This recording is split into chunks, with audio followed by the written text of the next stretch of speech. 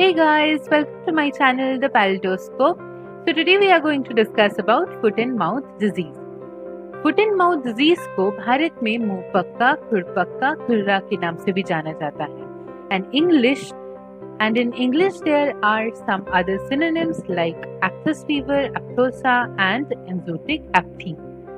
ज्यादातर foot and mouth disease Bharat में बरसात के समय में पाया जाता है क्योंकि मॉनसून के समय में ये वायरस बहुत अच्छे से पनपता है और ये डिजीज बहुत आसानी से फैलता है, इसीलिए प्रोडक्शन और प्रोडक्टिविटी लॉसेस भी बहुत ज्यादा होते हैं इस डिजीज. तो आइए जानते हैं विस्तार से इस डिजीज के बारे में.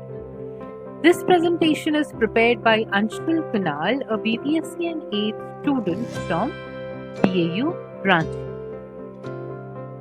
तो एक ब्रीफ इंट्रो हो जाए इस डिजीज के बारे में. Foot and mouth disease is an extremely contagious, बहुत आसानी से फैलने वाला अक्यूट वायरल डिजीज है जो कि क्लोवन फुटेड एनिमल्स में होता है. अब क्लोवन फुटेड एनिमल्स कौन से एनिमल्स हैं? जैसे आपका कैटल हो गया, बफेलो हो गया, शीप, गोट, पिग. इसके अलावा वाइल्ड एनिमल्स में चाहिएगा तो bison, deer etcetera cloven footed animals हैं. लगभग 100% animals in an exposed herd will become ill. जो भी एक्सपोज होंगे लगभग 100% जानवर will have this FMD.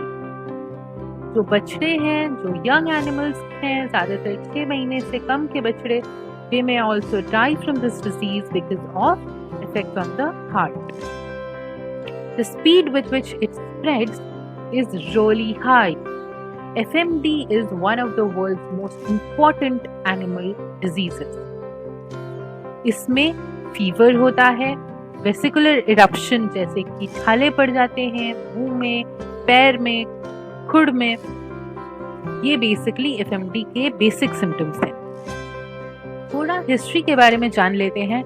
लॉयफ्लर and Frost इन्होंने पहली बार फिल्ट्रेबल एजेंट जो कि फुट एंड माउथ डिजीज को कॉज करता है इसको रिपोर्ट किया था.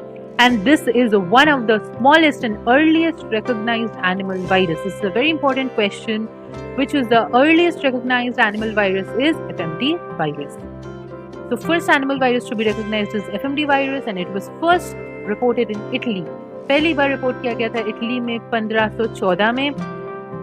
अभी रिसेंट आउटब्रेक हुआ था 2015 में साउथ कोरिया में, जिसमें 2774 पिग्स मर गए थे. इसके अलावा Japan suffered a serious outbreak of FMD in 2010.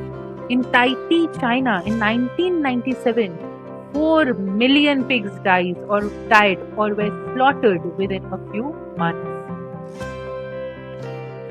Aetiology, cause क्या है इस डिजीज का? ये disease foot and mouth disease virus के द्वारा होता है जो पिकॉर्नाविरिडी फैमिली को बिलोंग करता है और जीनस है एप्टोवायरस.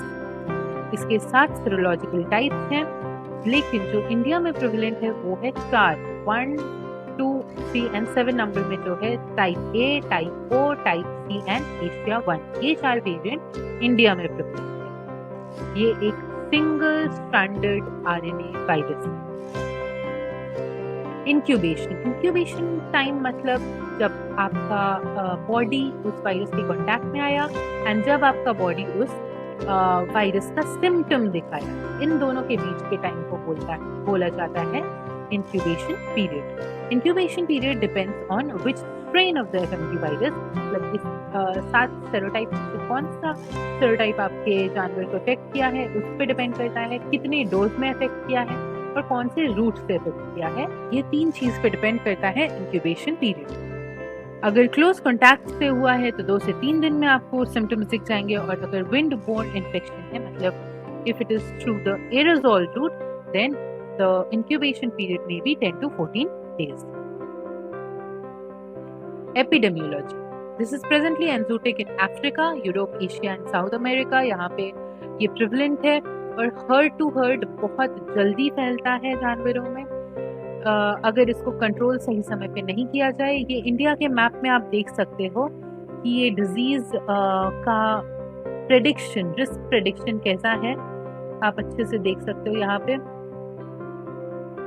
ये जो रेड है वेरी हाई रिस्क एरिया है और जो ब्लू है वो लो रिस्क है या फिर जहाँ पे डेटा नहीं अवेलेबल है। सो ये रेड एरिया सबसे हाई रिस्क एरिया है।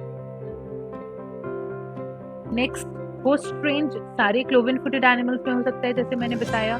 डोमेस्टिक एनिमल्स में कैटल एंड बफेलो में, शीप, गोट और स्वाइन में ये अफेक्ट कर सकता है। और अगर हम बात करें वाइल्ड एनिमल्स में, तो वाइल्ड एनिमल में डियर हो गया, बाइसन हो गया, फेरल हॉग्स, एंटीलोप, जिराफ और एलिफेंट में ये अफेक्ट कर सकता है। ट्रांसमिशन मतलब कौन से रूट से आपके जानवर में वो वायरस फैल रहा है।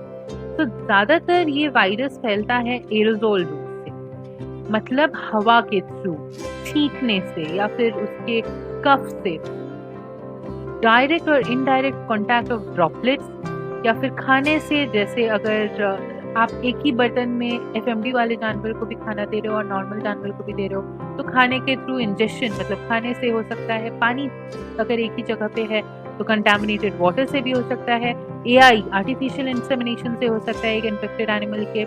वेक्टर्स, जैसे कि वेक्टर्स मतलब कैरियर या वेक्टर जो भी है, व्हीकल या फिर इक्विपमेंट, या फिर हम ह्यूमंस भी कैरियर बन सकते हैं, मतलब हमारे थ्रू भी ये ट्रांसफर हो सकता है। Cattle the most susceptible to airborne infection. Cattle में ज्यादातर एयरबॉर्न इन्फेक्शन होता है। स्प्रेड एक जगह से दूसरी जगह कैसे होता है? ज्यादातर मूवमेंट होता है अगर अफेक्टेड एनिमल का, तो स्प्रेड हो सकता है, या इंटरमिक्सिंग हो जाए अफेक्टेड एंड हेल्दी लाइवस्टॉक का एक कॉमन ग्रेजिंग ग्राउंड पर, जहाँ पे वो चरने जा रहा है वहां पे अगर इंटरमिक्स हो जाए अफेक्टेड और हेल्दी एनिमल, उससे भी हो सकता है। पशु मेले में भी आसानी से हो सकता है ये डिजीज स्प्रेड। पैथोजेनेसिस मतलब कैसे ये डिजीज आगे बढ़ रहा है। तो पैथोजेनेसिस में सबसे पहले ये डिजीज या तो खाने से या तो सांस की नली से, इनहेलेशन या इंजेक्शन से it enters, then primary viral replication होता है आपका फेरिंग्स में, mucosal and lymphatic tissue of pharynx, then it affects the tongue, सबसे पहले जीभ में अफेक्ट करता है, देन जीभ में अफेक्ट करने के बाद ये ब्लड वेसल या लिम्फेटिक से ये ब्लड में जाकर वायरीमिया कॉज करता है, वायरल रेप्लिकेशन होता है। उसके बाद further replication lymph nodes, mammary gland, epithelial cell of mouth, muscle, teeth and coronary band में होता है। वेसिकल फॉर्मेशन कैसे होता है, मतलब छाले कैसे पड़ते हैं? Swelling and rupture of keratinocytes, जो कि स्ट्रेटम स्पाइनोसम लेयर में है, केराटिनोसाइट का स्वेलिंग या रप्चर से वेसिकल फॉर्मेशन होता है, और ये वेसिकल आगे जाकर अल्सर फॉर्म करते हैं जिसके कारण पेन होता है। क्लिनिकल साइन में हम कुछ फोटोज यहाँ पे दिखा देते हैं, जैसे मुंह में छाले यहाँ पे हो रहे हैं, आप देख सकते हो। Vesicle appear on mouth, vesicles on cleft and feet leading to lameness. अगर पैर में ऐसे ही छाले पड़ेंगे तो वो चल नहीं पाएगा। ज्यादातर जो हम देखते हैं सुअर में, पिग में सबसे ज्यादा ये देखने को मिलता है पैर में। ऐसे ही थन में जहाँ पे कम बाल है उन जगहों पे भी छाले हो जाते हैं। और सैलिवेशन या फिर जो आपका सलाइवा है वो एक धार की तरह, रस्सी के धार की तरह गिरती रहती है, और जहाँ पे गिरती है उस जगह को अच्छे से क्लीन करना जरूरी है स्प्रेड को रोकने के लिए। आप कॉस्टिक सोडा या वॉशिंग सोडा का यूज कर सकते हो उस जगह को क्लीन करने के लिए। ये देखिए ऐसे रप्चर कर जाता है वेसिकल, तो ऐसे अल्सर फॉर्म करता है। ऐसे ही पैर में भी ऐसे करता है, तो इसलिए चल नहीं पाता है जानवर। ऐसे मुंह में होता है तो खा नहीं पाता है, जिसके कारण अल्टीमेटली जो है प्रोडक्टिविटी लॉस होता है। मतलब आपका जो दुधारू जानवर है उसमें मिल्क प्रोडक्शन बहुत कम हो जाता है, और इसका इफेक्ट बहुत दिन बाद तक रहता है। इसके अलावा अगर वो जानवर प्रेग्नेंट है तो अबॉर्शन के भी चांसेस रहते हैं। ब्लिस्टर्स जो है वो माउथ में, टंग में, dental pad, gums, soft palate, feet, interdigital space और कोरोनरी बैंड्स में दिखते हैं। पिग्स में, मतलब सुअर में सबसे ज्यादा जो आपको दिखेगा वो है हूफ में इफेक्ट करता है, जानवर चल नहीं पाता है अच्छे से, जिसको हम लोग लेमनेस भी बोलते हैं। So lameness is one of the most prime symptom in pigs because of hoof lesions that are really severe than that happens in cattle. इसके अलावा स्नाउट या नाक के आसपास भी ब्लिस्टर्स होते हैं, और माउथ में ब्लिस्टर्स कॉमन नहीं है, कम कॉमन है, और सलाइवा का ड्रूल होना या निकलना भी इसमें कम होता है। ज़्यादा जो आपको दिखेगा पिग में वो है लेग में, पैर में आपको दिखेगा हूफ लीजन्स, जिसके कारण चल नहीं पाएगा। इसके अलावा स्नाउट में लीजन्स आपको दिखेंगे। ग्लॉस लीजन्स ऐसे क्या क्या आपको दिखता है, ऊपर से क्या क्या आपको दिखेगा, वो है vesicles on the mucosa of lips, होंठ में, जीभ में, पैलेट में कैटल का, एंड इसके अलावा आपको अडर में, टीथ में भी आपको दिखेगा।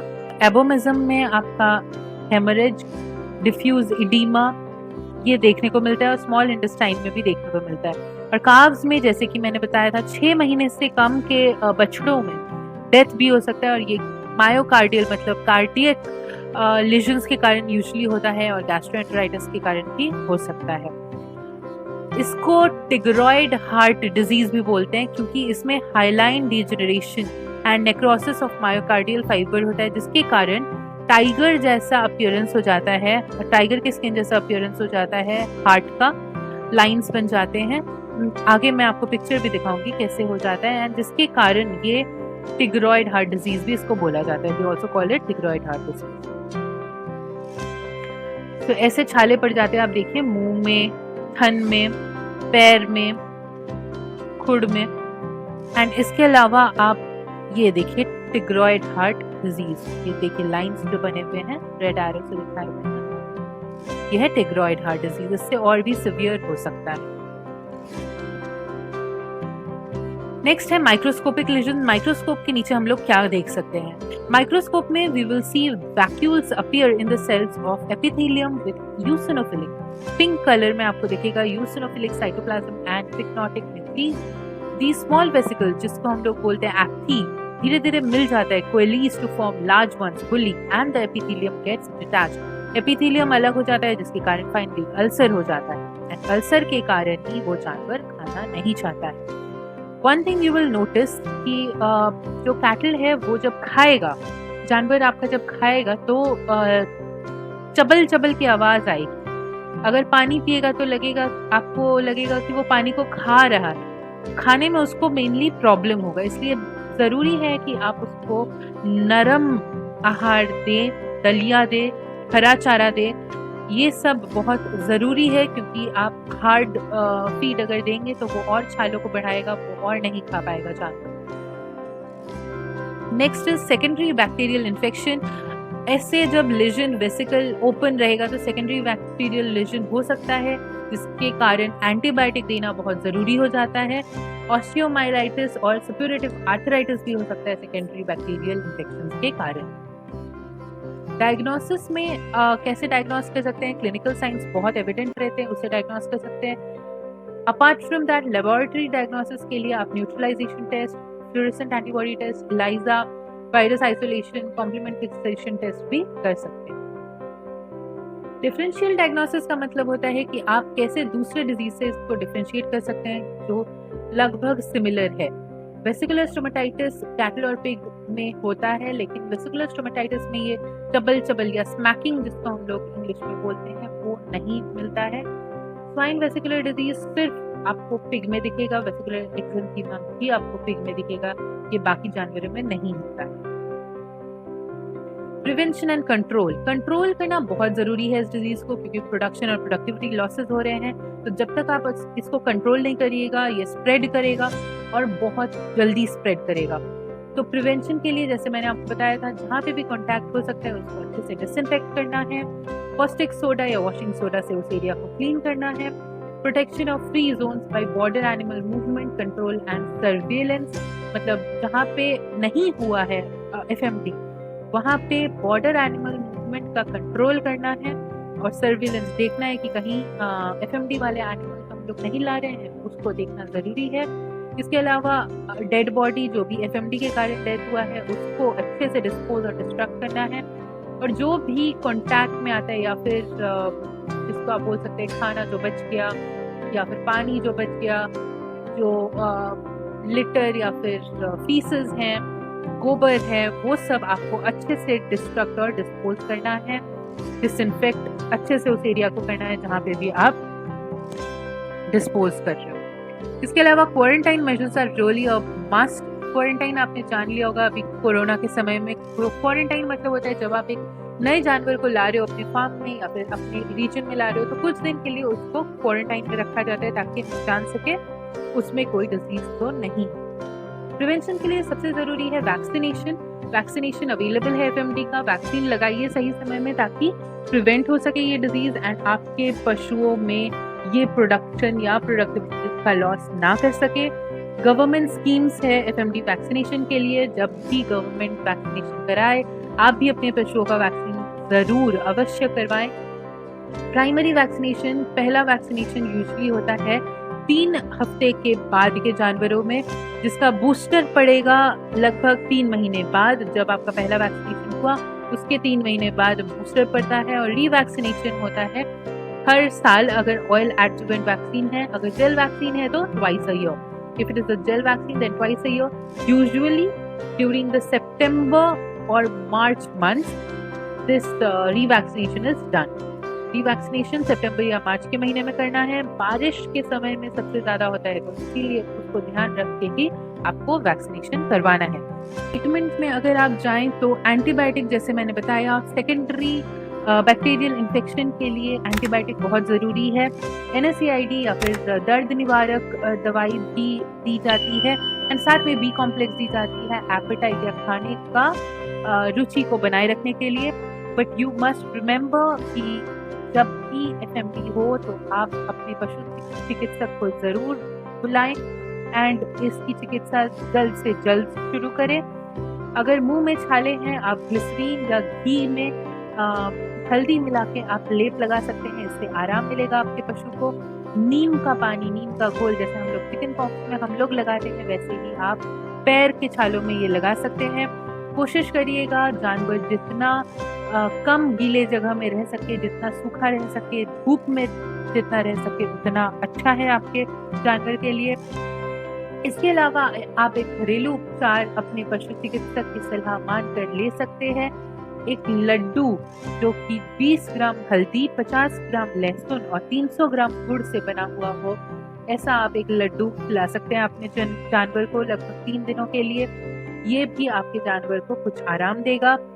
हल्दी और लहसुन आपका एंटीसेप्टिक है, एंटी माइक्रोबियल प्रॉपर्टी है और गुड़ खाने की रुचि को जो है वो बढ़ाता है। आपको बहुत ध्यान रखना है इसके खाने में आप क्या दे रहे हो। नरम आहार देना बहुत जरूरी है, दलिया, हरा चारा देना बहुत जरूरी है। जब तक आप नरम चारा नहीं देंगे तब और छाले बढ़ेंगे और ज्यादा तकलीफ होगी आपके जानवर को, तो इसीलिए जरूरी है कि आप नरम आहार दें। मैं आशा करती हूँ कि आपको ये वीडियो अच्छा लगा होगा। एक लाइक जरूर दे दें और सब्सक्राइब कर दें हमारा चैनल ताकि आप अपडेटेड रहें ऐसे ही वीडियोस से। Please do like this video and subscribe to my channel and share it with all your friends and family and do comment. अगर आपको कोई भी प्रॉब्लम हो, कुछ भी जानना हो, आपको कैसा लगा वीडियो जरूर बताइएगा कमेंट सेक्शन में। Thank you guys, bye bye, take care and next video में मिलते हैं। Bye guys.